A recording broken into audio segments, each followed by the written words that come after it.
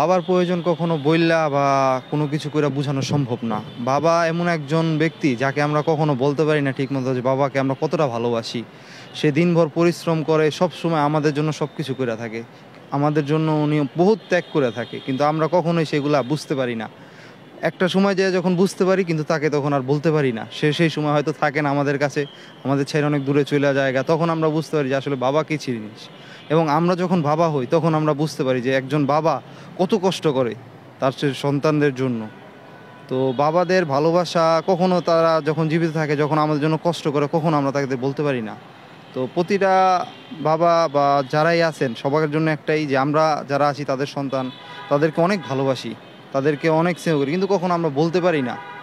তাদের কষ্টটা সবসময়ই আমরা অনুভব করি, কিন্তু কখনো বলা হয় না যে বাবা কত ভালোবাসি। আমার বাবাকে নিয়ে হ্যাঁ আলহামদুলিল্লাহ আছে। একটা সময় সবাই তো আর ওরকমভাবে প্রতিষ্ঠিত থাকে না। একটা সময় অনেক কষ্ট করছে আমার বাবা, আমরা দেখছি।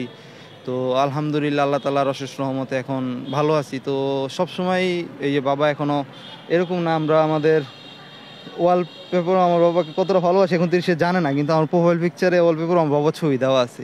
তো এতটুকু বলতে পারবো, ভিতরে আমার আম্মার ছবি নেই কিন্তু আমার বাবার ছবি আমার মোবাইলের ফার্স্ট প্রোফাইল পিকচারে দেওয়া আছে।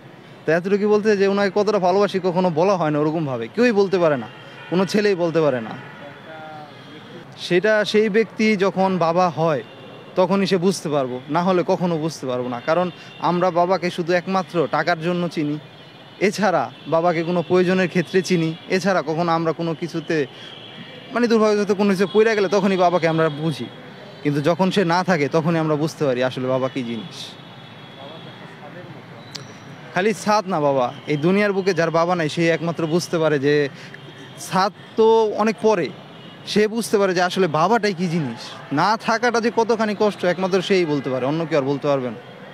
যে বাবা তো সাথ যার আছে তার, যার নাই তার পুরো দুনিয়াটাতে আর কিছু নাই। যখনই খুব মেহনত করি তখন বাবার কথা খুব মেহনত পড়ে যে আমরা এতটুকুতে এত হাঁপায় যাই, কিন্তু সে তো সারাদিন আমাদের জন্য করছে, আজকের থেকে না আরও আগের থেকে করতেছে। তো সে কতটা কষ্ট পায়। আমরা তো এখানে আছি যারা সারাদিন যে কোনো অবস্থানে থাকি, সে তো আমাদের জন্য কত দূর দূরান্তে কত কষ্ট করে। তো সব সময় যখনই এরকম কষ্ট দেয় কোনো কিছু তখনই তার কথাটা মনে পড়ে।